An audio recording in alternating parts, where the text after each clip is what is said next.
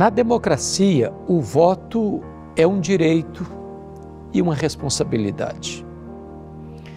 Quando você dá um voto, você está delegando à pessoa o direito de representar você. Por isso é necessário que o seu voto seja responsável. Você precisa conhecer o partido, sua filosofia, suas propostas. Você precisa conhecer o candidato, se ele é uma pessoa íntegra, se os valores que ele defende são os valores que você defende, a fim de que você não apoie aquilo que você condena, que você não dê aval àquilo que você reprova. Portanto, cuide do seu voto, porque ele é absolutamente importante para o progresso e a ordem da nação. Olá, telespectador, internauta do programa Opção para a Vida. Que bom estarmos juntos nessa manhã de quarta-feira, hoje dia 12 de outubro, dia do atletismo, dia do engenheiro agrônomo, dia também do descobrimento da América e dia da criança. E por falar em hoje celebrar o dia da criança, nós pais precisamos de orar muito por nossos filhos. Estão aí as ideologias de gênero e também a implantação, possivelmente, se por acaso um candidato de esquerda for eleito, a implantação daquilo que nós mais tememos, os nossos filhos serem expostos a todo tipo de abuso sexual. Isso é lamentável, porque sabemos que os filhos são herança do Senhor.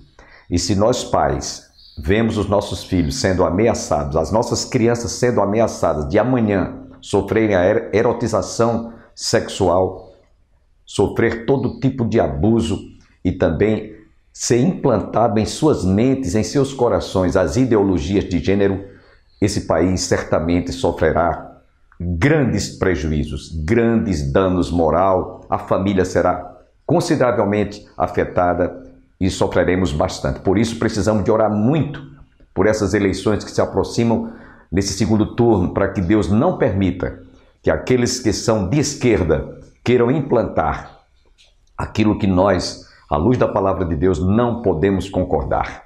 Por isso, lembre-se de estar orando, de clamar a Deus. A palavra de Deus nos diz: clama a mim e responder-te-ei e anunciar-te-ei coisas grandes e ocultas que tu não sabes. E nesses dias em que se aproximam essas eleições, esse deve ser a nossa responsabilidade. O nosso propósito é clamarmos para que Deus não permita esta nação cair nas mãos do comunismo. Sem perda de tempo, fiquemos com a conclusão desta mensagem.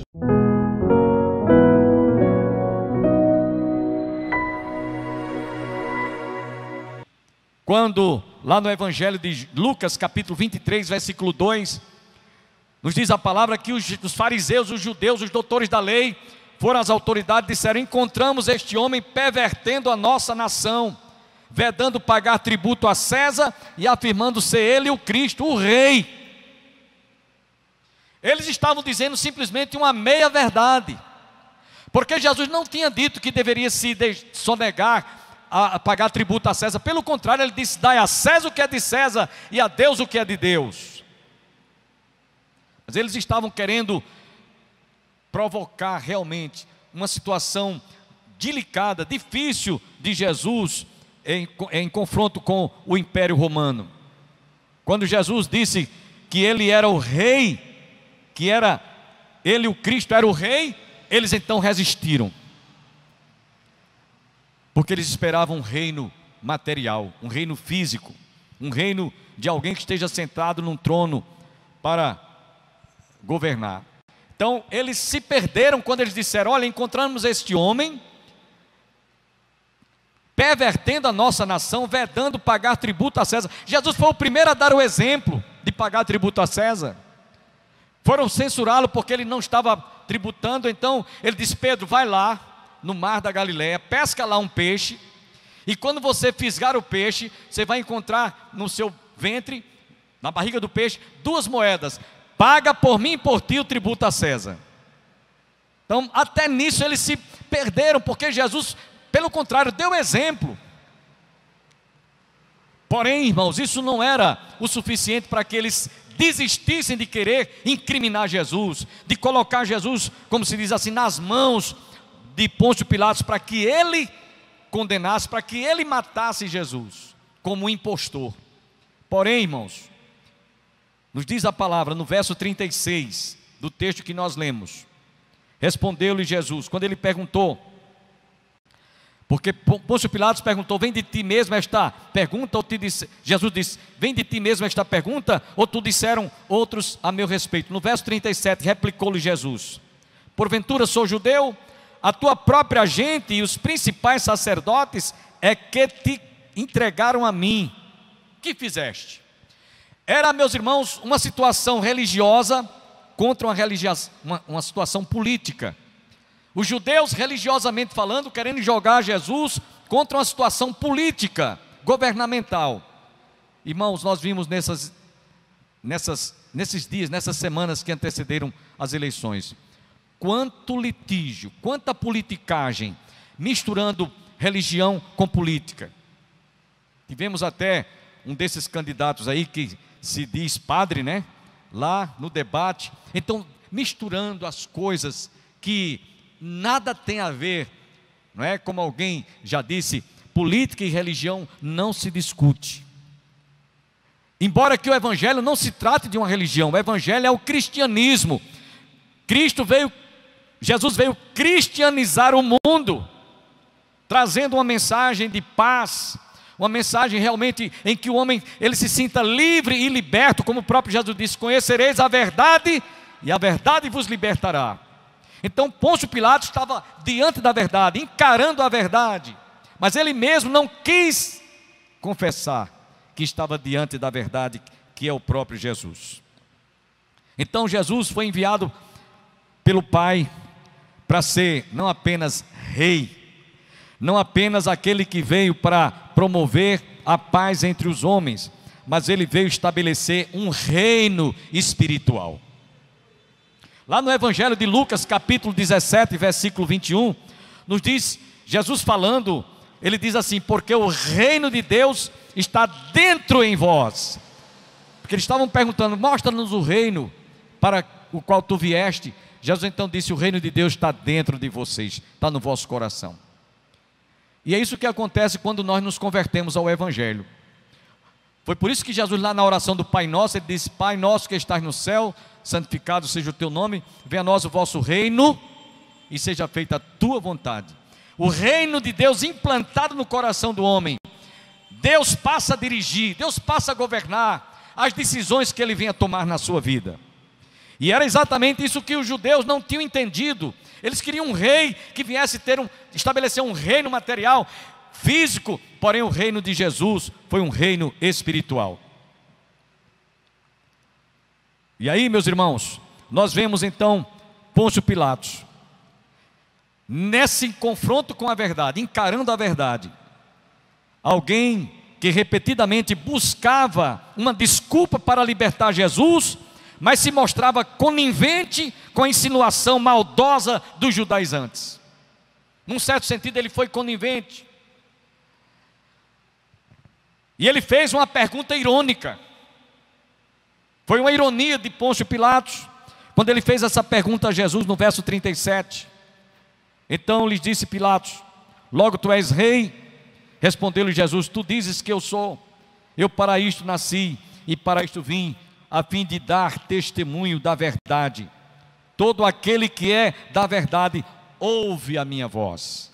E ele faz uma pergunta irônica, num certo sentido até debochando de Jesus, que é a verdade, que é o título desse sermão de hoje: encarando a verdade. Meus irmãos, é bom salientar que aqueles que não conhecem a verdade absoluta, que é o próprio Jesus, ele se apega a N verdades relativistas ou relativas.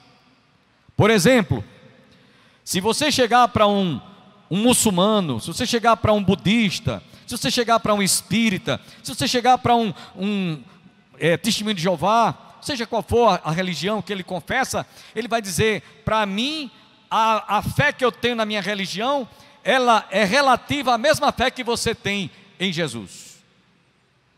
Só que esse relativismo, quanto à pessoa de Jesus ser a verdade, ele é a única verdade. Observe quando ele diz lá em João 14,6, eu sou o caminho. Ele usou o artigo definido, eu sou o caminho, eu sou a verdade. Não existe uma outra verdade, a única é Jesus. E Pôncio Pilatos estava diante daquele que é a verdade absoluta. Mas ele, num tom de deboche, me mostre, me diga o que é a verdade, eu não sei. Será que este homem não tinha conhecimento e discernimento de distinguir o que é certo, o que é errado, o que é bom e o que é ruim? Então, quando ele faz essa pergunta irônica, irmãos, ele está tentando debochar de Jesus, que é a verdade. Ele estava diante da verdade, que é Jesus. E somente aqueles que têm sede e fome de encontrar a verdade é que buscam na fonte que é o próprio Jesus. Eu vou dar aqui um exemplo para vocês, diante dessa decisão que todos nós fomos às urnas hoje, e algumas pessoas ainda estão indo, porque já está quase encerrando, né, o pleito, mas eu acredito que muitas pessoas procuraram escolher um candidato que ele estivesse mais identificado com as suas ideologias. Para nós cristãos, que não somos favoráveis à legalização do aborto, à legalização das drogas, à erotização das crianças, às ideologias de gênero, e também uma ideologia comunista, marxista, nós procuramos aqueles que estão identificados com a nossa fé, com esta palavra de Deus. Esse sim é que nós nos identificamos com eles. Porém, a gente sabe que muita gente, mas muita gente mesmo, procurou aquele político que se identifica bem com as suas ideias. Então, para aqueles que assim fizeram, quando foram eleger seus candidatos, eles procuraram candidatos que estejam comungando com as suas ideias, com as suas verdades, entre aspas, relativas. Mas somente os cristãos que confessam a fé na pessoa do Senhor Jesus Cristo realmente buscaram um candidato ou uma proposta de algum desses candidatos que estava identificado com a nossa fé e com a verdade que é a palavra de Deus. Jesus diz lá no Evangelho de São João, capítulo 8, versículo 32: e conhecereis a verdade, e a verdade vos libertará. Há muita gente que está necessitada, que está carente de ser libertas. De quê, pastor? Do pecado, da idolatria, da macumba, da feitiçaria, das ideologias de gênero, de tudo aquilo que é abominável aos olhos de Deus. E se nós formos entrar aqui em várias situações, o homem sem Jesus precisa de ser liberto da dependência química, o homem precisa de ser liberto do jogo, da prostituição, de tudo aquilo que é abominável e prejudicial à sua saúde, nociva à sua saúde. Por isso que Jesus disse: conhecereis a verdade, e a verdade vos libertará. Jesus teve um encontro com uma mulher chamada samaritana, em Samaria.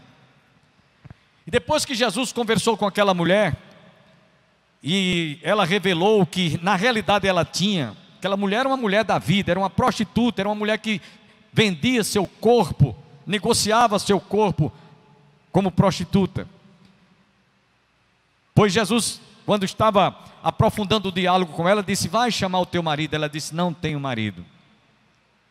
E Jesus então disse: bem falaste a verdade, não tenho marido, porque 5 já tiveste, com esse com o qual tu vive agora, com o qual tu te relaciona, não é teu marido. E aí ela tirou uma de religiosa: vejo que tu és profeta. Os nossos pais nos ensinaram que é em Jerusalém o lugar onde se deve adorar. Jesus então diz para aquela mulher: mulher, é chegada a hora em que os verdadeiros adoradores, observa a expressão de Jesus, os verdadeiros, autênticos, genuínos adoradores, adorarão ao Pai em espírito e em verdade, porque são os tais que o Pai procura para ser seus verdadeiros adoradores. Jesus sempre ele sempre usou essa expressão: em verdade te digo. Lembra-se do ladrão quando estava crucificado lá na cruz? Senhor, lembra-te de mim quando entrares no teu reino. Jesus disse: em verdade te digo, hoje mesmo estarás comigo no paraíso. Irmãos, Pôncio Pilatos, ele estava diante da verdade, mas não soube descobrir, ele não teve discernimento, ele não teve um interesse nenhum, porque o interesse dele ali era um interesse político. Infelizmente, essa é a situação de muitas pessoas que não querem saber, que não querem conhecer a verdade. A Bíblia declara, meus irmãos, que Satanás é que é o pai da mentira, e a mentira é o oposto da verdade. Então muitas pessoas, inclusive lá no Evangelho de João 8,44, quando Jesus foi discutir com os doutores da lei, no Evangelho de João 8,44, Jesus então chegou para aqueles homens e falou de modo até um pouco duro para eles, mas eles precisavam de ouvir esta palavra, porque eles estavam debochando, eles estavam descredibilizando as palavras que Jesus havia afirmado: antes que Abraão existisse, eu sou. E eles começaram então a discutir com Jesus, mas no verso 44 Jesus diz: vós sois do diabo, que é vosso pai, e quereis satisfazer-lhe os desejos. Ele foi homicida desde o princípio, jamais se firmou na verdade, porque nele não há verdade. Quando ele profere a mentira, fala do que lhe é próprio, porque é mentiroso e pai da mentira. Infelizmente, lamentavelmente, há muita gente que, por deixar de falar a verdade, por não conhecer a verdade absoluta que é Jesus, me perdoem, é duro eu dizer isso, mas não são filhos de Deus, são filhos do diabo. Não sou eu que estou dizendo isso, é Jesus que está falando em sua palavra. Então, meus irmãos, aquele povo precisava de ouvir estas verdades,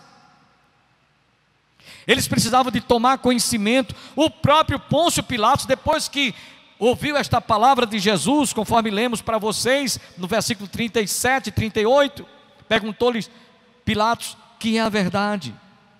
Jesus já tinha falado para ele anteriormente, estava declarando para ele que ele era rei. Esta afirmação era suficiente para que ele realmente tivesse discernimento que o reino que Jesus estava falando, ou que ele se referira, era o reino espiritual, não era o reino material. Ele não estava ali para competir o império romano, nem com o imperador Pôncio Pilatos, nem com quem quer que seja que fosse. E aí Pôncio Pilatos, naquela hora, irmãos, vendo que realmente aquilo que ele tanto provocou, teve o desejo de humilhar Jesus, não tendo resultado nenhum, ele então se volta para o povo e diz: é costume entre vós que eu vos solte alguém por ocasião da Páscoa. Quereis, pois, que vos solte o rei dos judeus? Então gritaram todos novamente: não este, mas Barrabás. Ora, Barrabás era salteador. Meus irmãos, sabe o que aconteceu aqui? Pôncio Pilatos simplesmente tirou o corpinho, como a gente costuma dizer, e deixou aquela decisão para o povo. Ele, em outras palavras, diz também no Evangelho de João que ele lavou as mãos.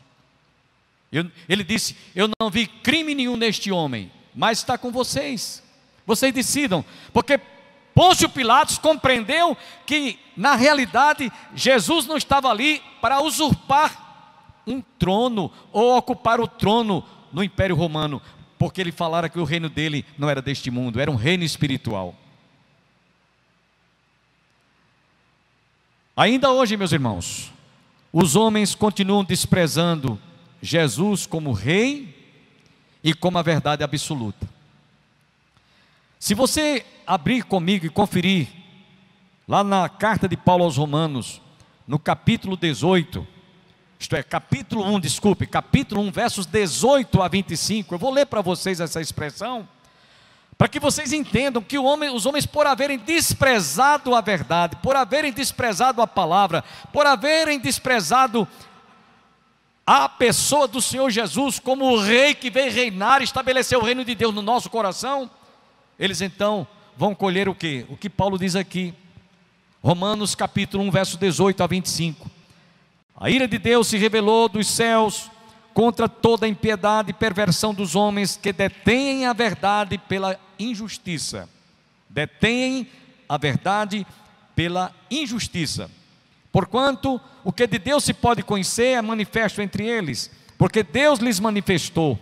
Porque os atributos invisíveis de Deus, assim o seu eterno poder, como também a sua própria divindade, claramente se reconhecem desde o princípio do mundo, sendo percebidos por meio das coisas que foram criadas.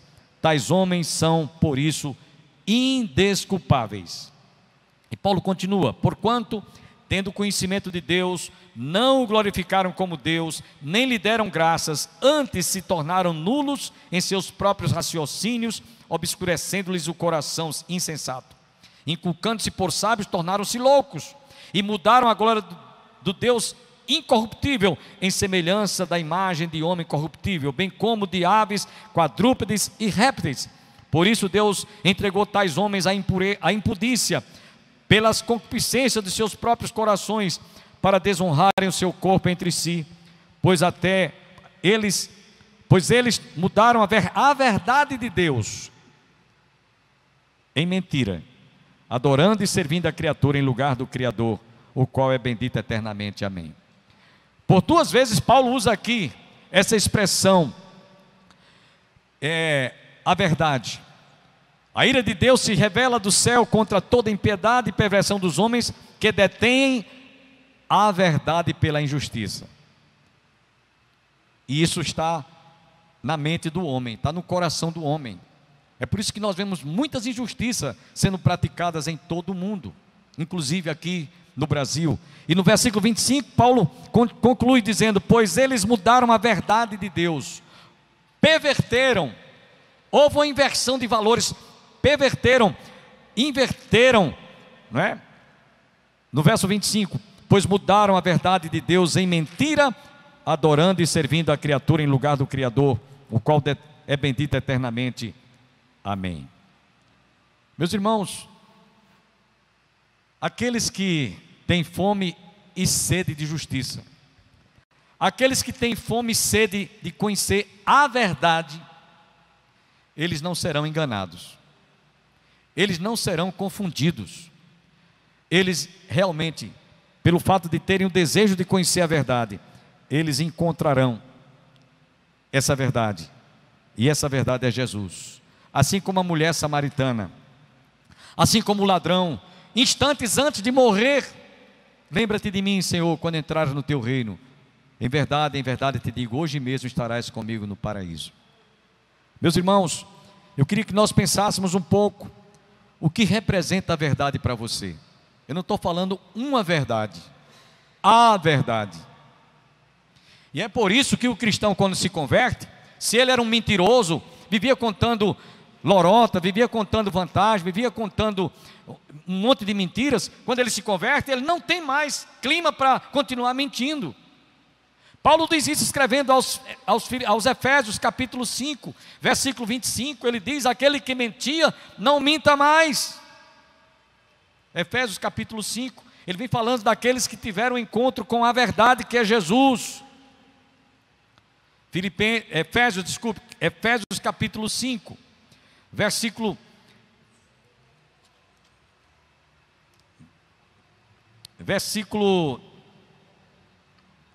15 em diante. Portanto, vede prudentemente como andais, não como nécios. Ele diz ainda mais: não mintais uns aos outros. Capítulo 4 de Efésios, versículos 25 em diante. Por isso, deixando a mentira, fale cada um a verdade com o seu próximo, porque somos membros uns dos outros. E ele no verso 27 ele diz: não, nem deis lugar ao diabo. Verso 28 ele diz: aquele que furtava não furte mais, antes trabalhe fazendo com as próprias mãos o que é bom, para que tenha com que acudir aos necessitados. E ele continua: não saia porém da vossa boca nenhuma palavra torpe, mas somente, unicamente, a que for boa para edificação, conforme a necessidade, e assim transmita graça aos que ouvem. Aos que ouvem.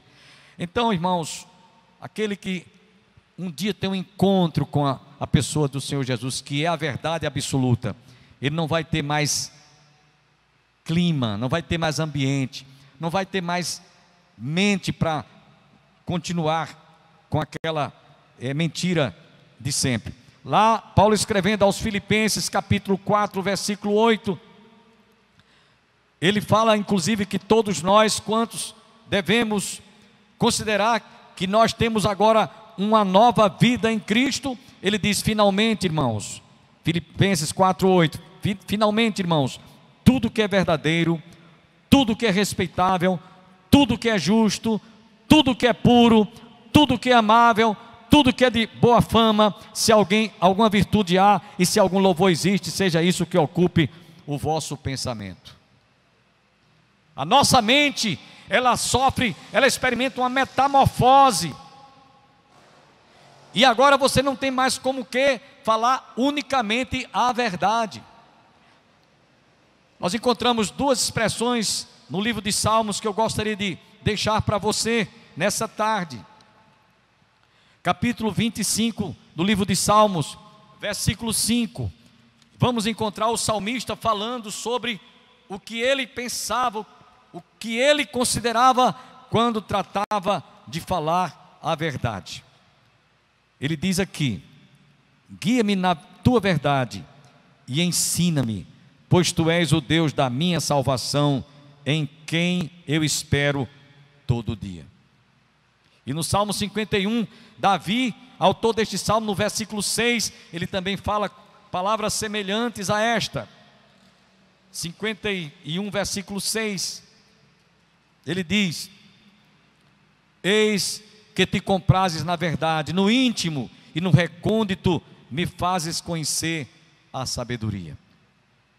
Irmãos, antes de nós concluirmos, eu desejo fazer uma pergunta a você. Você que está em casa, e você que está aqui também, como é que você está encarando a verdade? Eu não estou falando da verdade de você deixar de falar a verdade, ou de faltar com a verdade, ou mentir.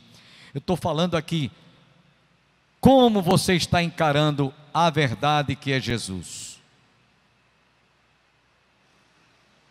Como você está encarando, repito, a verdade que é Jesus? Eu costumo sempre dizer, irmãos, os que estão aqui, os que estão em casa, talvez já tenham ouvido eu dizer, que eu gosto de conversar com a pessoa olhando assim no caroço do olho, assim. É uma expressão que eu gosto de usar. Então agora eu queria que você pensasse, como é que você está encarando ver Jesus, enxergar Jesus? Pôncio Pilatos estava totalmente equivocado. Ele não estava encarando a verdade que é o próprio Jesus com desejo de conhecer, mas estava ali mais para humilhá-lo, para debochar. E aqueles que às vezes vêm para o Evangelho sem ter um encontro pessoal com Jesus, sem ter assim um confronto cara a cara, olho a olho, eles ainda estão por encarar a Jesus. E por isso muitos deles não falam a verdade, não conseguem falar a verdade, não conseguem viver ou interpretar o Evangelho. Eu quero terminar, irmãos, lendo somente este último texto, Apocalipse capítulo 21, versículo 5. Eu quero apenas chamar a atenção daqueles que estão nos assistindo, para que você, hoje, agora à tarde, nesse finzinho de tarde, você pense como você está encarando Jesus. E depois desta leitura, nós vamos estar ouvindo um solo pelo nosso irmão presbítero Ângelo Roncalli. Mas vamos ler apenas este versículo, eu estou concluindo, capítulo 21, versículo 5. Preste bem atenção, abra bem os ouvidos da sua alma e do seu coração. E aquele que está assentado no trono disse: eis que faço novas todas as coisas. E acrescentou: escreve, porque estas palavras são fiéis e verdadeiras. Amém? Eu espero que você que ouviu atenciosamente este sermão, encarando a verdade, possa hoje sair daqui, você que está presencialmente, voltando para casa, meu Deus, como eu preciso de estar realmente, dia a dia, diariamente, encarando face a face a verdade absoluta que é Jesus. Louvamos a Deus porque você esteve conosco até o término do nosso programa e mais amanhã você está convidado a continuar conosco, ouvindo mais uma mensagem da Palavra de Deus. Até lá e que Deus nos abençoe. Amém.